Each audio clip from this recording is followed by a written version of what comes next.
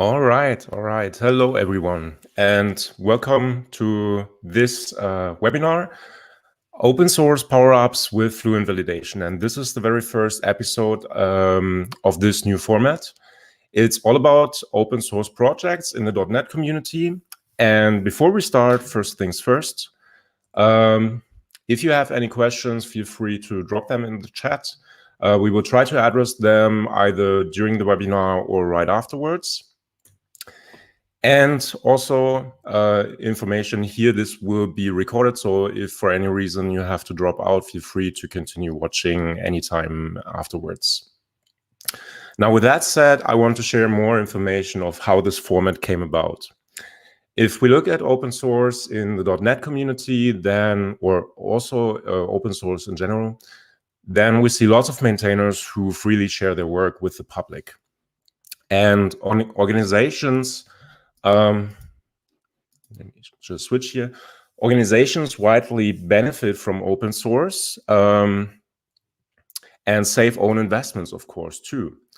But however, contributions back are mostly insufficient. And if you're on Twitter or read a couple of blog posts like from Aaron Stannard, then you clearly can understand that this leads to a sustainability issue. Maintainers might receive a lot of popularity for their great work, but with that also comes a lot more responsibility. They're expected, or at least often, to try and respond to issues which are sometimes even rude, unfortunately. We as consumers, we would like them to update their documentation in time. Other times we won't even read it. Often they also pay for services themselves, like for web hosting and much more. If a project gets discontinued due to burnout, it would affect the whole community. But the real tragedy are the creative minds that might get left behind. And I know this is not really a motivational introduction, but our advocacy team really notices that risk. And we asked ourselves, what can we do at JetBrains for the .NET open source ecosystem, which is beyond supporting them with licenses or helping in financial aspects. And that is exactly where open source power-ups come into play. And we will come back to this in a moment, but for now, let's invite our first guest, Jeremy, and talk about his project, FluentValidation. So, hi, Jeremy. Hi, how are you? I'm fine. Hope you too. Yeah, doing all right, thanks. Okay, so you're the author of FluentValidation. That has existed for how long now? I think it's about 12 years. I think it was in 2008 I started it, although it wasn't, popular in the beginning. But over the years, it's got more and more users, and now I think it's the 30th most downloaded package on NuGet. Yeah, that is really incredible. And back then, I think I haven't even played with C#. I don't exactly remember. Okay, so yeah, this is quite a popular package. And what is your feeling about maintaining an open source system? So I also know you're not actually a .NET developer anymore, right? Yeah, so my background is in .NET, although my current job is actually working with Drupal and PHP. But I like to sort of keep FluentValidation going, even though I'm not using it day to day anymore. Partly because it's fun, and also it helps me keep up to date with the .NET world and what's going on there. But yeah, it's got its upsides and its downsides. It's really nice that something I've made has so many people using it. That's a sense of achievement personally, and it's nice to see that the community makes use of it, and it's used in a lot of applications and websites. But the downside is it is hard work, especially when I'm the sole maintainer of the project. So there's a lot of time has to be spent answering issues and helping users troubleshoot and that kind of thing, which can be a lot of work when I have a full-time job as well. Yeah, I understand. And I also seen a couple of issues, or at least one with the most common issue in open source world, keeping older frameworks supported, right? Yeah, that's always a contentious one. Is when you drop support for older versions of .NET, Yeah. someone's always going to complain that they need that older version supported, but the more versions you support, the higher the overhead for the amount of time it takes to develop new features, test, and all that kind of stuff. So there is always an overhead with that kind of thing. I know it also puts a lot of work onto the maintainer because, or in other words, it's sad that if you maintain such a project, you can't really move to any new language features if you need to support all the frameworks, right? At least some. I have no idea if that was important in FluentValidation, but that is in general not a great thing, let's say. Okay, let's come back to our initial question of what we can do, the power-upping of .NET open source. We want to power up open source projects, and therefore we're going to pick each month a new open source project which receives our power-up treatment. So what does that mean? Talking about money, we would like to sponsor the maintainer with $100 per month for a full year. Second, we also want to give maintainers a platform to talk about their projects, like today, and make everyone aware that they accept sponsorships and other contributions, of course, as well. Which brings me to my main point here, which is the most interesting one. Our advocacy team would like to offer their help in regards to what they can do best. And that includes, for instance, profiling memory issues, for instance. I know Martin is a big guru in that. We could create some graphical content. If you follow Khalid, you surely know about his Photoshop skills. For my part, I can help with all the CI relevant stuff, including signing, of course. And basically, our whole team can help with plugins to bring a dedicated plugin to the project. And with Jeremy, we actually went with the last option of developing a dedicated plugin, and which we will also look in a moment. But other than that, I would say now we would like to power up everyone with some Fluent validation magic. And for that, we can switch to Jeremy's screen, I think. Okay. Yeah, looks good. Okay, so what I'm just going to do is run through a couple of the basic scenarios that you could use Fluent Validation for, how to get started with it, and that kind of thing. So, by the way, Jeremy, one thing we should show before where you installed that plugin, maybe. where I installed the plugin. Okay. Yeah, exactly. That would be good for people to see. So inside Rider, in Settings, we have a Plugins section on the left, and then I did a search for Fluent Validation, and here is the plugin. I've only just installed it, so I haven't had a chance to do much with it yet. Yeah, I guess we will see what it does as I start coding. Yeah, let's hope it works. Otherwise, if something goes wrong, just deactivate it. Okay. So for anyone who doesn't know what Fluent Validation is, it is a .NET library that allows you to build validation rules for objects in a strongly typed way.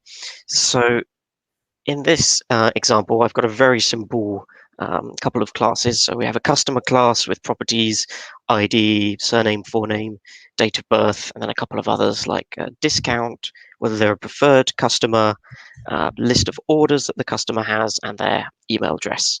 And then our order class just has two properties, amount and a product name. So very, very simple, which hopefully we can just use to illustrate some of the uses of Fluent Validation. So if we're going to start by defining our validation rules for the customer class, I'm going to begin by creating a validator. So I'm going to create a new class, and I'm going to call it customer validator. And all of FluentValidation's rules are defined inside classes that inherit from abstract validator. So abstract validator is here, and this is a generic type where the type parameter is the type that we want to validate, which in this case is customer. And then we're going to... that is, I want to sneak in for a moment. That's already the moment where we can show some of the features, right? Yeah. So I can probably also add a file template for custom validator. I'm not sure if I actually did, but if you delete that class for a moment, then with that plugin, you can actually just type validator and it should create the validator, right? It will put the cursor back there in the generic part, then customer and tap, and then you're inside the constructor. Very nice. I didn't even have to type out the class. Yeah. And the second here is, and we will see this in many other places, I think, is down there in the breadcrumb bar. You can see that validators now have a little icon. Yeah, a little asterisk. Okay, so I'm quiet now again. Okay. So if we want to create a rule, let's start with something really simple, like the surname field of our customer is required and isn't allowed to be null. So we start by creating a rule by using the rule for method, and then we pass into this method a lambda expression that indicates which property we want to validate. So I'm going to say x goes to x dot surname, and then after that, if we hit the dot, we can see there's lots of options for different types of validation rules, and the one that we want is not null. And that is the most basic kind of rule that we have in the library. If we pop over to this is just a simple console application. If we pop over to here, we can see I'm instantiating a new customer. I'm now instantiating the validator that we just created. I then run the validate method on the validator, passing the customer instance in. And this result that we get back, if I just pull up results, it has various properties on here. The most important ones are is valid, so a Boolean that indicates whether validation succeeded or not, and errors, which is a collection of validation failures. So then I'm looping over the validation failures and outputting the name of the property that failed validation and the error message. So I should be able to run this.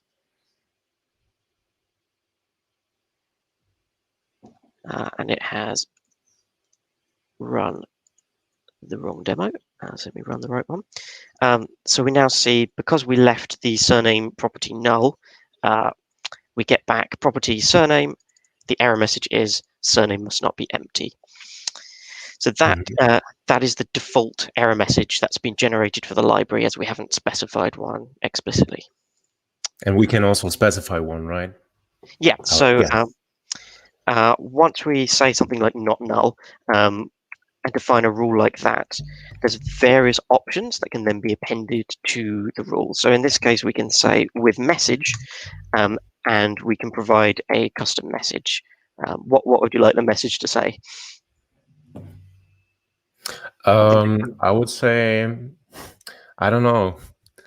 I'm out of ideas. You didn't provide a surname, a proper surname. Yeah, we could make it a bit more polite. We could say, of course, polite. Please enter a surname. It's not my strength. So we could say, please enter a surname like that. We could also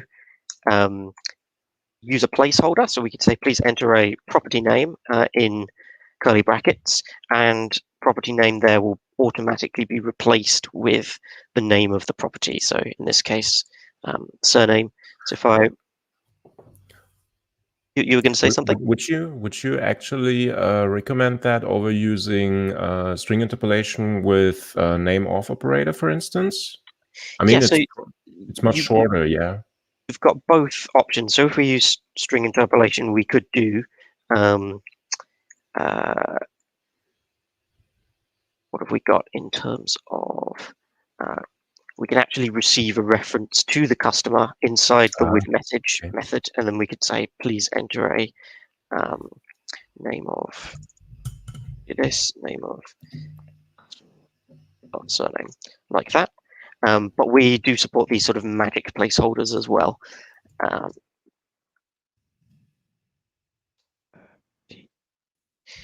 And for some of our other validators, we have other magic placeholders that we can use as well. So for example, if we have rules that compare two properties against each other, the values of both of those properties are available inside the message template. So if I run that again, we should see down here, this time the message is please enter a surname. So it's picked that up. Great.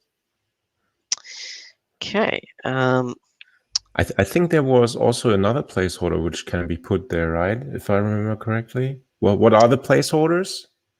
So I can't remember them all off the top of my head because they vary per validator.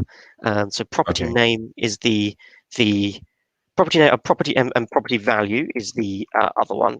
That's not particularly useful in this case because the value is going to be null, so it'll just show up as a blank if we were to put that in there. But that's useful if we were actually wanted to output a value, for example, in a situation of a greater than rule, for example, age must be greater than 18. Let's say age must be greater than 18. You entered, and then we could specify the property value placeholder in the message, which we can actually probably demo in a second. So if we were actually going to do that, we could say something along the lines of date of birth. So if we want to validate the date of birth property, and if we wanted to validate the age of the person, we have to write a custom rule to do that. So what I'm actually going to do is cheat and just copy something in from off screen. So I've got a method that takes a date time and it calculates the person's age as of today based on that date of birth and returns true if the person is over 18. So we can then... So that's cool. You can just create a delegate or pass a delegate, basically keep the list of rules pretty clean, right? Yep. And implement it somewhere else. Yeah. So that's exactly it. So then we can say on our rule for date of birth, we could say must. This is sort of a validator that receives the property value and returns a Boolean indicating whether the value is valid or not. So we could say must be over 18 like that, or we could simplify that further and use a method group. So, and that's the spirit of fluency, right? Right, exactly. And then we can put a nice little message on the end there, must be over 18, like that. We can also do cross-property comparisons and that kind of thing. So it's a bit of a contrived example, but we could say rule for surname must not be equal, so not equal to forename. And the comparison there is strongly typed. We're using a lambda expression again. So it does a cross-property comparison. There's also similar things for less than, greater than, similar kinds of rules like that. We can also do conditional validation. So we could say, let's try another live template with the rule. Yeah. I think we've been talking about it. I just want to see how it actually feels. Okay, so if I just type rule, then tab, rule, exactly, and then tab, and there we go. Okay, so it's put that in automatically for me. So if I say discount, rule for discount, then it pops up the completion. So we can say greater than 0. Let's say discount property must be bigger than 0, and we can make this conditional. We could say when the customer is a preferred customer, for example. So now this greater than check against the discount property won't even run if the preferred customer property is not set to true. It looks good. Yep. So I can also very fluently couple this to other conditions, basically. yes, and you can also group conditions together. So, for example, if you have a condition that you want to apply to multiple rules, you can actually wrap all of the rules in that condition rather than calling when on each individual one. So if we had several rules, imagine they're different, but you could do something like when you can create a block using the when method at the top level, and then you could put the rules inside there. It's a little bit more, it's a little bit less fluent having this block, but it saves a bit of duplication if you have a situation where you want to apply the same condition to multiple rules. Back where it was. Another nice thing that you can do is you can reuse validators for other types. So, for example, our customer has a reference to a list of orders that they've made. And if we look at our order, then we have two properties, amount and product. And I've already written a validator for the order type that just does a simple check that the amount of the order is greater than 0. And we can actually reuse this order validator inside our customer validator. So in this case, because orders is a collection, rather than using rule for, we can do rule for each and pass in the orders property. And then we can call set validator and pass in the new order validator. And it will loop over every order in the collection and then invoke the order validator against each of those collection elements.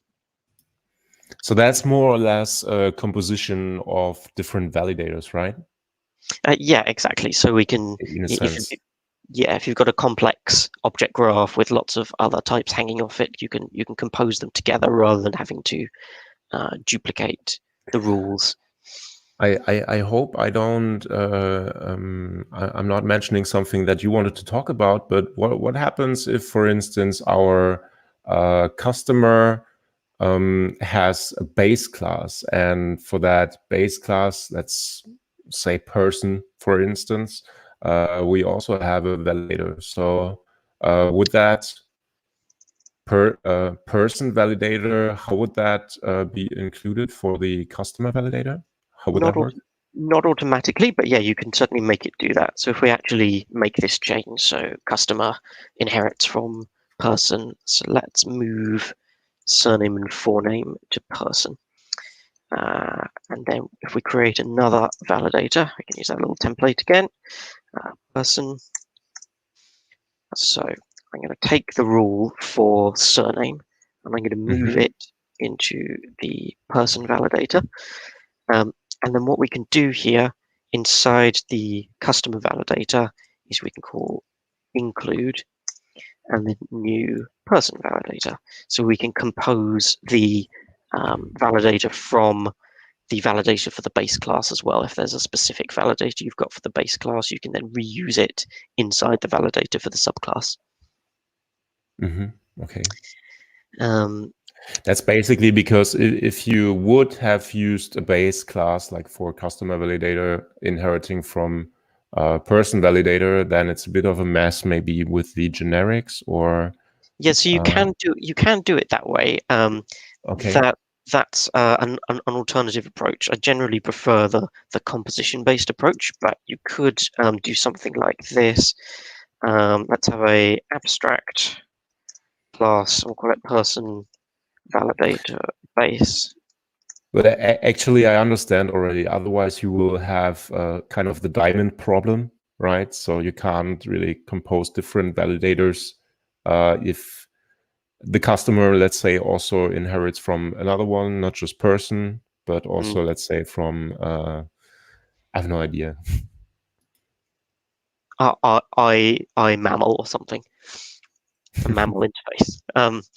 Yeah. So if you only have one base type, then you could do something like this and create a generic base class for your validator, and then person validator would inherit from person validator base person, and then the customer validator would inherit from person validator base of customer.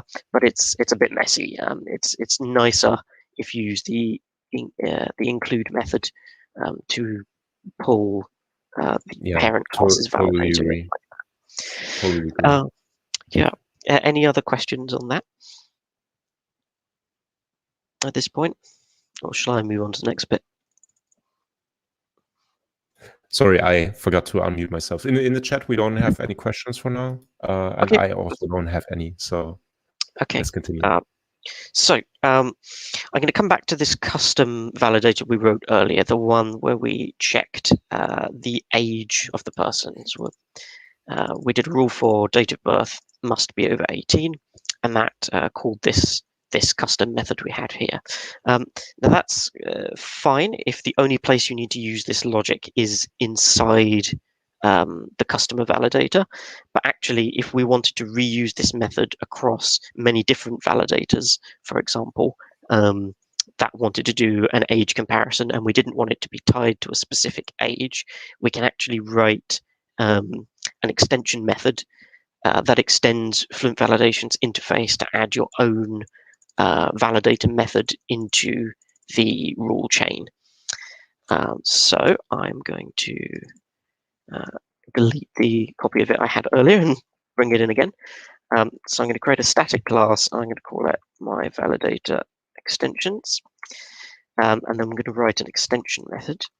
And this extension method is going to return an interface which is called iRuleBuilderOptions, and this is one of FluentValidation's internal interfaces that's used to construct the method chain. And this is going to be generic of t, and then the second parameter is the type of the property that we're validating. And because this is an age check, it's only valid against dates. And then we're going to call the method minimum age. And the first parameter for minimum age is what we're going to be extending, which is iRuleBuilder t and date time again. That parameter rule, I forgot the generic. Yes, that is so much another case where templates could help. So I would definitely add that afterwards. Yeah, you could do one which is a custom validator template. Yeah. Saves a lot of typing. And then the second parameter we're going to take in this method is the age we're going to check. And basically we want the same logic that we had before in our the over 18 method. And then inside our extension, we're going to call return rule dot must. So just like we did before, we're going to use must for the custom rule, and we bring the date of birth in. And then inside the method, actually, let's do it like we did. Oops. Let me grab the whole method, actually. Yeah, over here.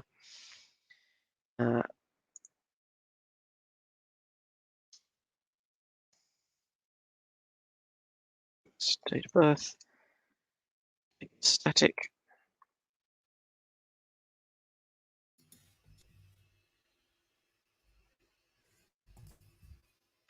And we want to make this more generic so it can work against any age. So I'm going to refactor this. I'm going to rename it to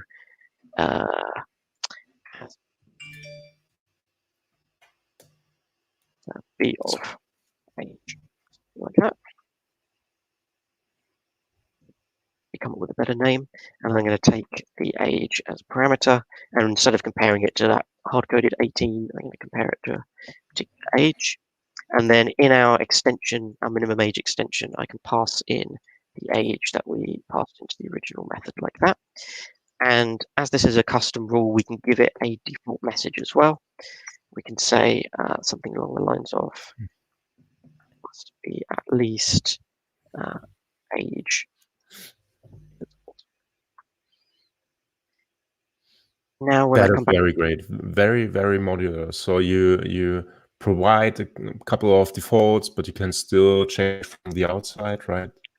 Right, exactly. So Fluent Validation's design philosophy is to have a sensible set of defaults that do maybe 80% of use cases, and then we provide an extensibility mechanism which allows you to plug in your own logic for a lot of stuff.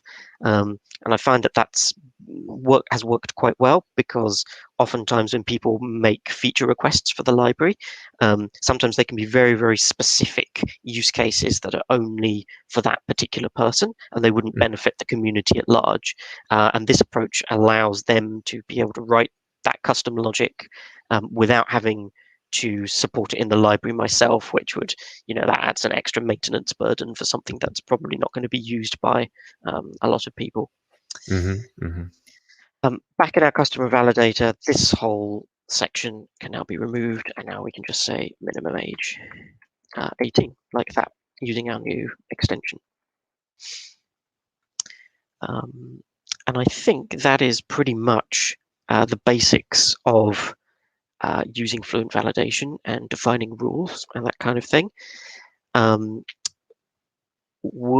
next thing I was going to talk about, if we've got time, is talk about unit testing. Is that something we have a lot of time? Yeah, great. And I think people will like that. Cool. So if I go over back to the Solution Explorer, I've also got a unit test project, and that's using XUnit, another great open source library. And in here, I've got a test class. I've not actually written any tests yet. And the first one is testing that the surname is required. So this is quite good, because you often want to test your validators, particularly if they've got very complex logic, to make sure that they're doing the right thing. And we ship a couple of extensions as part of the library that allow you to invoke validators and make assertions against them in an easy way that doesn't require a lot of code in order to do that. I was browsing the documentation before, and I must say I was so reminded of Fluent assertions also. And I hope I never said Fluent assertions today instead of Fluent validation. But yeah, they both look very similar. And I think Fluent validation was before, right? I honestly can't remember, but they do have different use cases, because Fluent assertions is, of course. Entirely for unit testing. Fluent validation is for building object validation rules. And although we do provide some unit testing extensions, they are specific for Fluent validation rather than unit testing in general. So if we wanted to test our validator, we could do this. So instantiated customer. Oops. By the way, let me try something. One more thing. Delete that last line. And this is something we just really need to try. Type customer now. Oops. And then .validate. Let's see if that works. Yeah. Oh, very nice. That's clever. So there's still a bit of things I need to introduce, like especially for tests. I guess you're interested in using the was it validate test or something? I think it uses a different method, right?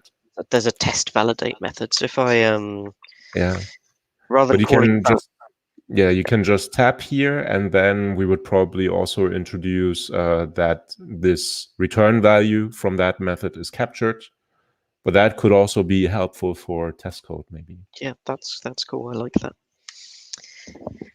So rather than calling the validate method as we normally would if we were invoking the validator, we can instead call test validate instead. So the difference between test validate and regular validate is the test validate method gives us some extra methods on the result that allow us to verify that the result is as we would expect. So I can then say result should have validation error 4. Oh no.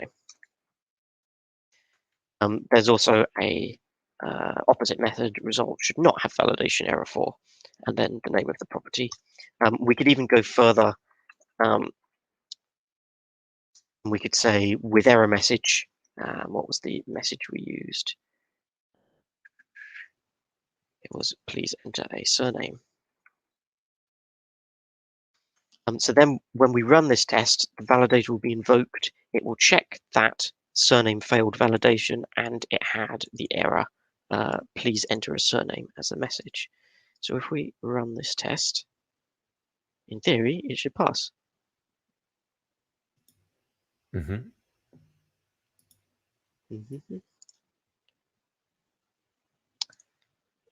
Oh, I still got my demo running from before. Let me stop that. Run this again. So surname is required, was successful. And we can prove that the test is working by if we actually put a surname in there. Actually, I'll tell you what, let's change the message to something else. We can rerun that test. And it should now fail because it's expected an error message of please enter a surname, but the actual message was foo. So it caught that the messages didn't match up. In Similarly, the spirit of proper TDD. Yes, exactly. Also, if we were to actually supply, let's Jeremy, let's try something here, because I know I also always forget about this feature. If you type the braces now, the curly braces, and then hit, I mean, maybe you just want to provide one in that case, but now hit Alt Enter. Alt Enter. Yeah, and then initialize members. And then Yeah, that brings up the. So maybe not particular for this case, but this is a very hidden feature. I mean, I tend to forget about that all the time. But if you have objects and you want to initialize properties, that's a good way. Yeah, that's pretty cool. I have to admit, I don't think I've ever used that feature in all my years working with Roger. Yeah, in this case, we just need surname, right? Yeah. Yeah. So in this case, if I put a surname in there, then if we've supplied a surname, then it should fail if we're expecting it to not have a name and generate an error. So now we get back a error, expected a validation error for property surname, and there wasn't one. But if we were to rewrite our test to should not have a validation error for surname, then this should pass again. And it does. Great. Back. So the test actually matches the test name. And that's, those are our unit testing extensions, basically. Should have validation error, should not have validation error, and then various options for checking the error in more detail. So the error message, there are various other, you can check the severity of the error, or you can check the error code. These are all additional options that you can chain onto validation rules when you create them. More of a practice question here. Is it common to extract the validator to, let's say, an SUT field that you initialize in the constructor or something? Is that a common thing, or? Yes, I think so. I mean, if you had a test for a particular validator, then yeah, we could put that as a field in the. Is there a refactoring to do that automatically? Yeah, control RF, and then yeah. I was just asking out of curiosity. It's also helpful if I continue adding some features to that plugin. But yeah, okay, sounds good. I think usually if you had a test class for a specific validator, then yeah, you would put it in a field. I have a lot of tests actually in FluentValidation itself that work with validators of different types. So I tend to instantiate them in the tests themselves. But yeah. Okay, sounds good. That's just me because I'm working on the library itself. Yeah, so we could do a similar thing for the our age check. So customer, and we could do for our result, test validate person, and we were going to say date of birth is, so if we put someone who is much younger than 18, so if we do date time,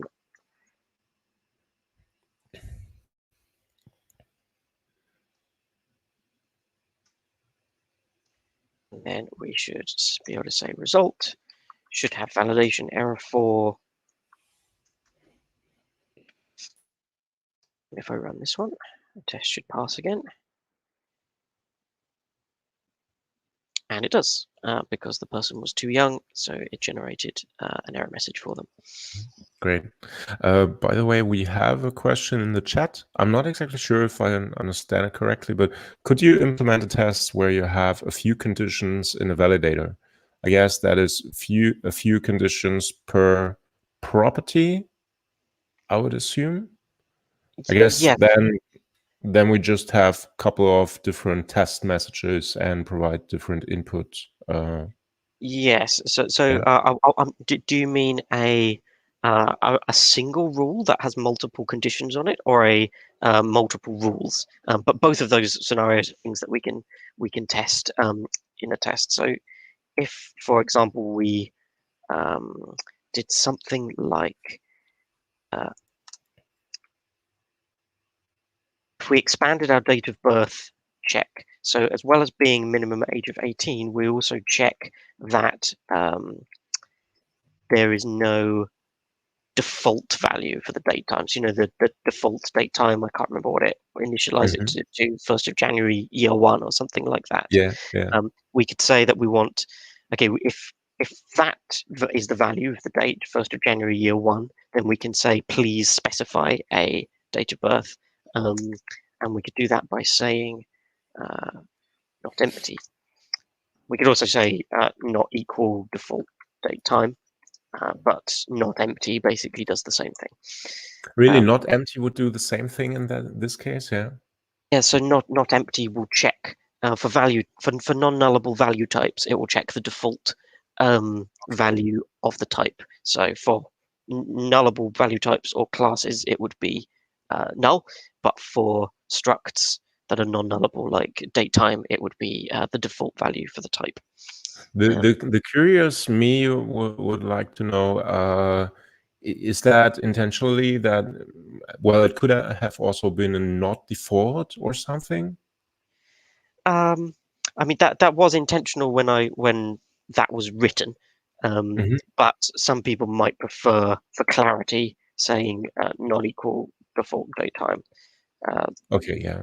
You know, it's a matter of preference. You know, Looks also good, yeah. this is more explicit.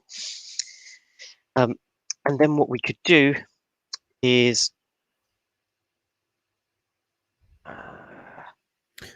I will drop another question since we are yeah, already still talking about the date of birth. sure. Is it, or not exactly related, but is it possible to provide the current date time in the rule? So I guess that is in the message, I would assume. Oh yeah, okay. Let's try that. Back to our extension. So at the moment we do the age calculation based on date time.today, but if we wanted to make that relative to a specific date time, we could say provide this as an extra option, time comparison date, for example.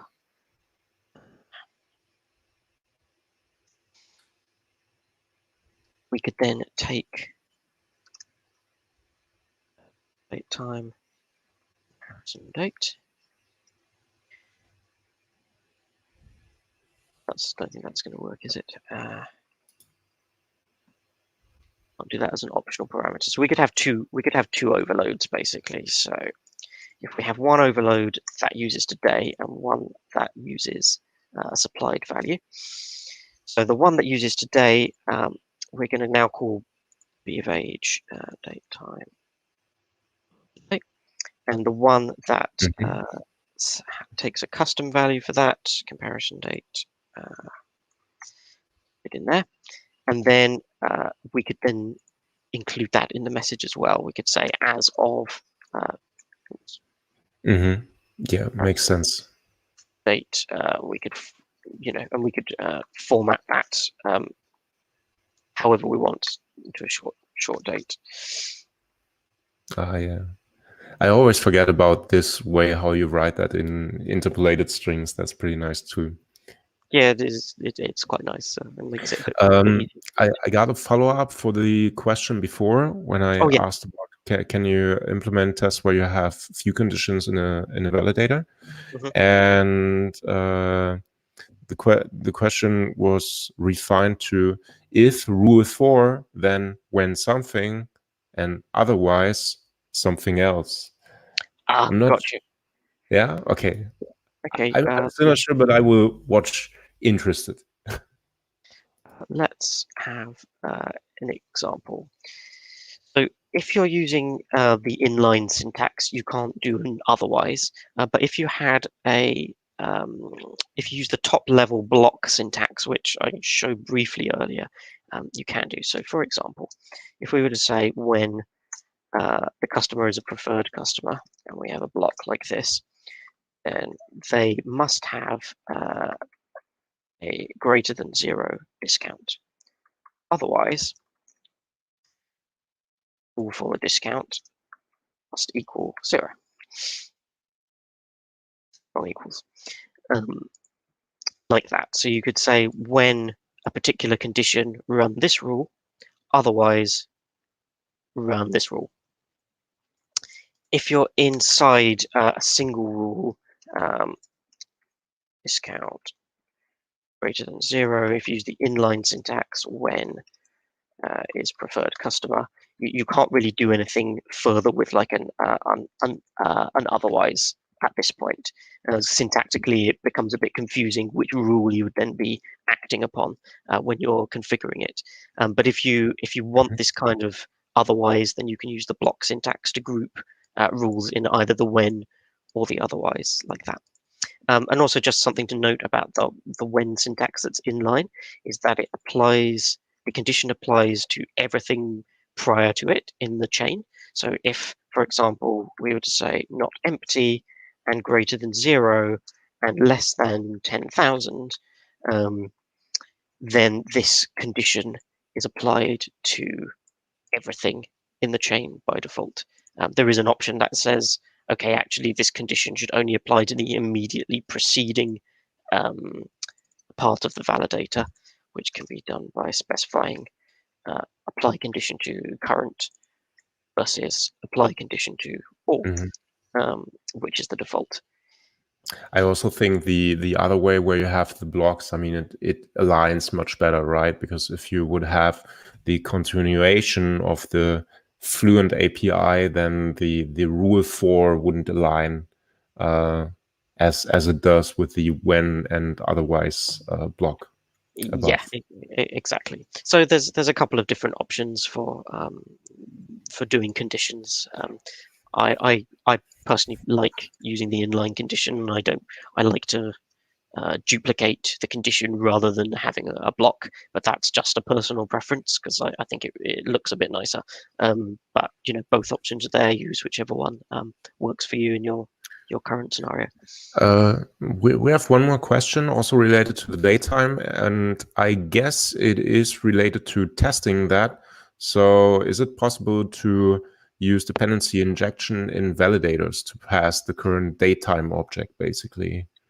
Yes, so you would inject, you can inject values into your root validator as if you would any other class. There's nothing special about customer validator in terms of receiving parameters in its constructor like you would do when injecting with anything else. So if you're using a DI container and you're registering the validator with your container or the .NET service provider or whatever it is you're using, yes, you can take whatever you want as a parameter in here. So in this particular case, you might have a, I don't know, an iDateTime service which has a property of today. You might do something a bit more functional and take a func of datetime, which returns today, like a today provider or something like that.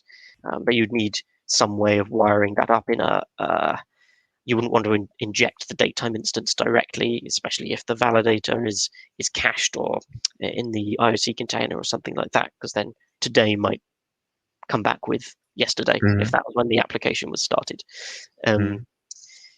Yeah, so you could certainly do. Let's imagine that we take a provider, and then we could pass into our where's the rule minimum age 18, and that second provider parameter was today, and we could receive today that's been injected as a func. That was very easy. Yeah, obviously you'd have to register how this was going to be resolved with your DI container. I don't have a DI container wired up in this example, but yes, you just pass it in like any other DI example. Maybe a good point, if you don't have anything else for the unit testing, I think we also wanted to look at ASP.NET Core integration, right? Yeah. And I'm saying it's a good. I have no idea about ASP.NET Core, unfortunately, but I'm saying it's a good time to switch over, because in there you could also make use of that DI behavior, right? Yes, exactly. Yeah. Okay. So let me get rid of this demo and let's have a look at the web project. So let me just show you what it looks like first. It's using the bog standard ASP.NET Core UI template, so it's incredibly basic. And we have a demo page that lists a bunch of customers using our same customer class that we were looking at earlier. We can add a new one, or we can click on a customer and we can see the various properties, ID, date of birth, email, and so on. And we can edit and save the values in there. So by default, there is no validation wired up. So if I delete the customer's surname and save it, it goes away. So what we're going to do is wire up Fluent Validation and make use of that customer validator that we had earlier. The first thing we have to do is add a reference to the FluentValidation.ASP.NET Core package, and I'm referencing the latest version. Just incidentally, the original demo, the console application, just referenced the core Fluent Validation library, and then our ASP.NET integration is in the Fluent Validation ASP.NET Core package.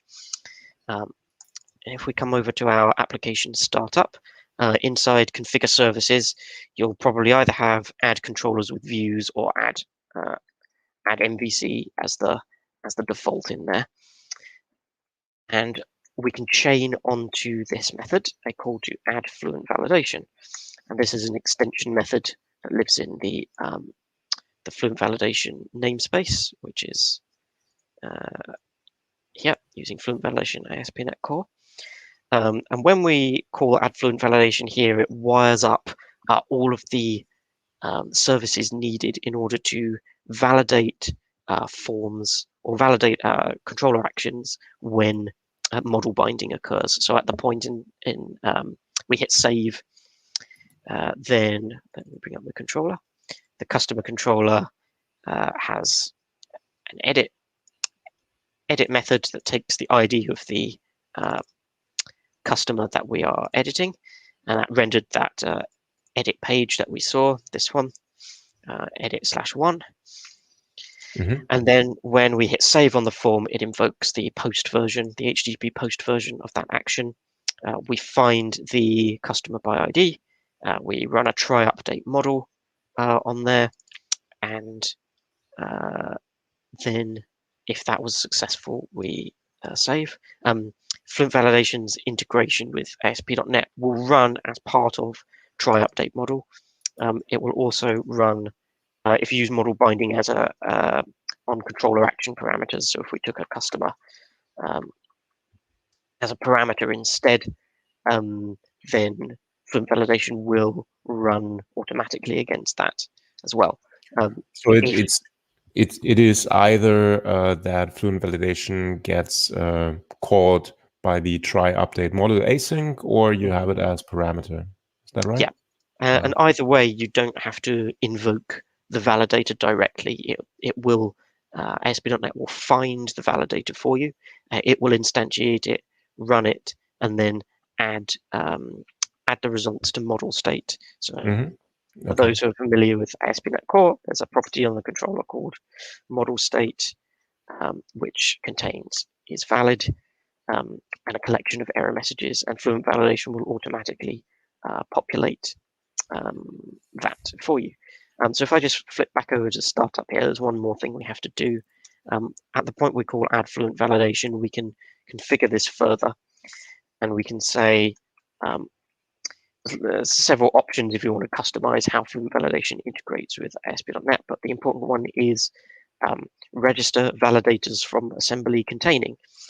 So we need to tell the library which DLL your validators live in, and it will then scan for them, add them to the container, and then it will know how to instantiate them.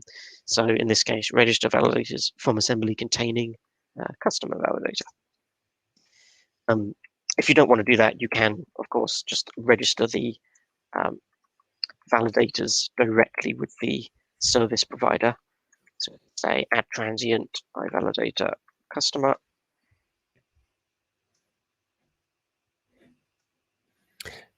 An iValidator in this case comes from ASP.NET Core, right?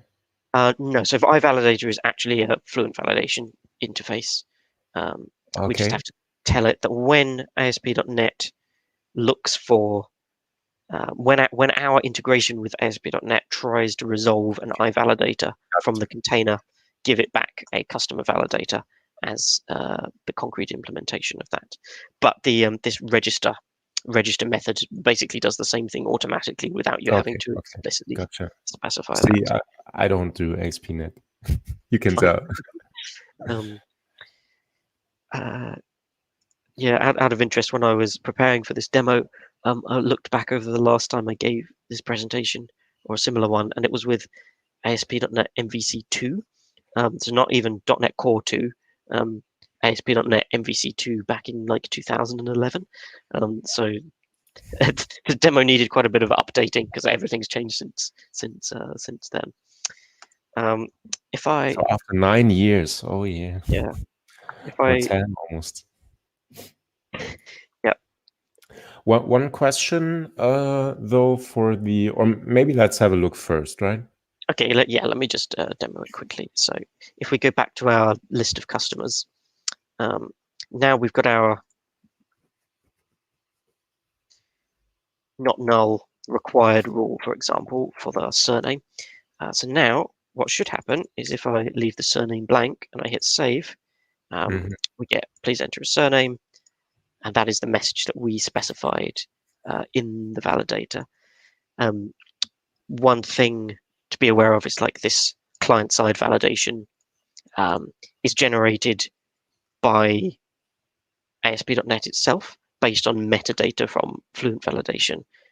So we run server-side validation is actually done by running Fluent Validation. Client-side validation, there's a bit of integration that allows ASP.NET to generate the appropriate attributes that are embedded into the input fields, and then jQuery validate does the actual work of generating the client-side validation. But we don't provide client-side validation directly.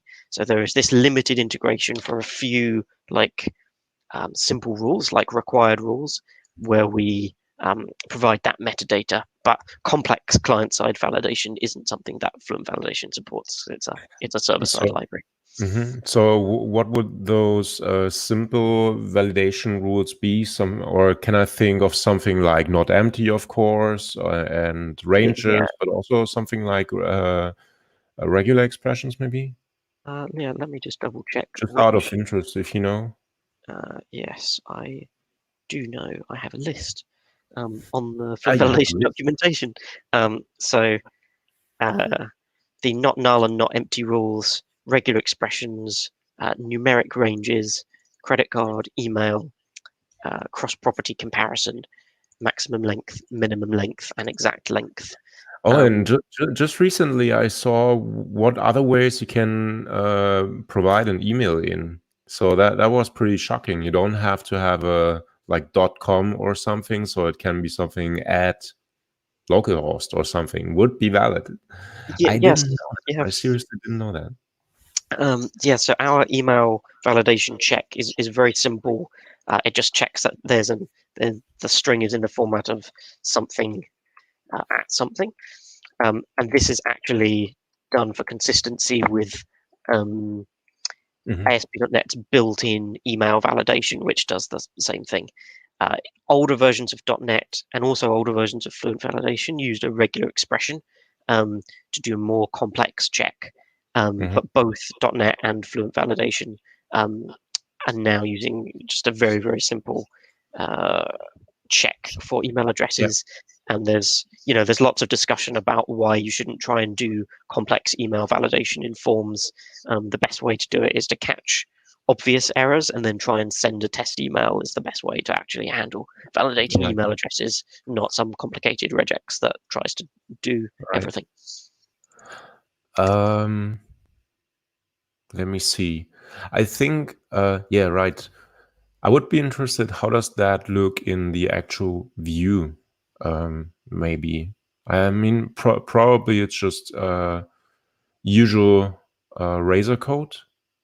Oh yeah. But I personally, I'm interested how that So looks, so that you have the error messages right behind the input fields. yeah, so that it's not using anything FluentValidation specific inside the view. It's all standard ASP.NET stuff, and our integration takes care of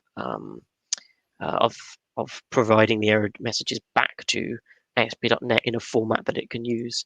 So we have our form method post, then we use an ASP validation summary to display the list of validation messages at the top. And this is, again, just standard ASP.NET.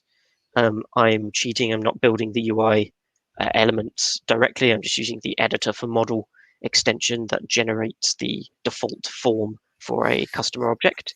But obviously, it could if I can spell, I could, write the input elements by hand. But for this simple example, I'm just using the editor for model, and then I have a submit button, and that's literally it. Apart from there's also the client-side validation scripts that have to be included as well. I understand. One question, and that is probably the last feature of the plugin. Such a validator inside the ASP.NET core pipeline, they have to work how exactly? Synchronous? Asynchronous? Yeah, so although FluentValidation itself supports both synchronous and asynchronous execution, validation in ASP.NET is always only synchronous. So you should never write asynchronous rules if you're going to be using the validator inside ASP.NET's automatic validation infrastructure, because it will force the validator to run synchronously. Can we still try this for a moment? Yeah. So if we had a rule, just change one of them to be asynchronous, maybe. so for example, must async. We saw the must method earlier when we did that custom rule, and must async is an asynchronous version of that that takes the property value and also a cancellation token. So we could say be cancel. And then normally in here you would have something that does asynchronous code, for example, looking something up in the database might be an example. I am just going to cheat and just have a predefined result of the asynchronous task. So usually, unfortunately, it doesn't show, and that's exactly what I had issues with. So right afterwards, I will show how this should look. But actually, on the must async now, you should have a warning. But even during my testing, I sometimes can you maybe get on the DOP and cancel? I think Rider offers some quick fix for that. Can you maybe fix that? Yeah, discard parameter for both. Not sure if maybe it's that. It isn't. Then maybe it's just my fault. So I will check again, but we will also see on my slide how this actually looks like. Okay. Let's see. I have one more, I think 2 more questions. The first one is, can you specify configure services, the part that gathers all the validators? Again, can you specify in configure services a different net standard library containing all the models and validators? Yeah, sure. So long as your web project references the other library, then you can call register validation from assembly containing whichever library contains that validator. Okay, so you pick just one from that assembly, and it will walk through reflection 1 up, checking the assembly, and then getting all the types that that are validators actually, right? Yeah, that generic overload is basically a shortcut for register validators from assembly, and then you pass in a reference to a specific assembly. But it's just a bit nicer to have the generic in there. So if you have multiple libraries, you can call register multiple times, passing in something from each one, and it will scan them to find them. The only requirement is that they're public, they're not abstract, and they have a parameterless constructor. Not even parameterless constructor. They have a constructor that can be resolved by the service provider. Understood. Second question is it a good practice to get the data from database to validate an entity model in a validator, or best practice to use that to validate just view model? Best practice, I feel like that's a bit of a overloaded term, because it's what makes most sense in your application. So I would hesitate to say one approach is better than the other. What I personally tend to do is use FluentValidation for validating like a view model, input model type scenario, because that's kind of what it's good at. It's good at taking an object that could potentially be in an invalid state, and then checking whether it's valid or not. While like domain entities, you may not even want to exist in an invalid state in the first place. But it's, it very much depends on your application. But my personal preference is to use it against a view model, input model. But I know that other people successfully use it to validate database objects, entities as well. Okay. Sounds good. So let me just quickly check if we have any other questions, and I think otherwise we can wrap up. But let me go through the list very quickly. So most of those things I think we have addressed. I think, yes, there just appeared a new one. Is it possible to use this validation in UI and mobile development, especially using Xamarin Forms? Yeah, so the core FluentValidation library is a net standard library, so it can be used anywhere that supports net standard. So the current version of FluentValidation, which is the version 9 series of releases, supports net standard 2. The version 10 releases will support net standard 2.1 and above. So if you're using Xamarin, you'll probably need to stick with the version 9 series until, for the time being, until the .NET 6 convergence comes along. The web integration that we just showed, that only works with ASP.NET. We don't provide like similar kinds of integration with other platforms, but the core Fluent Validation library that allows you to define rules and so on, yeah, that works everywhere that Net Standard is supported. Okay, sounds good. Thanks for that. I think in terms of questions, we will just wrap up here. And if you have any, I'm sure Jeremy will help on the GitHub repo or on Twitter if you try to reach out to him.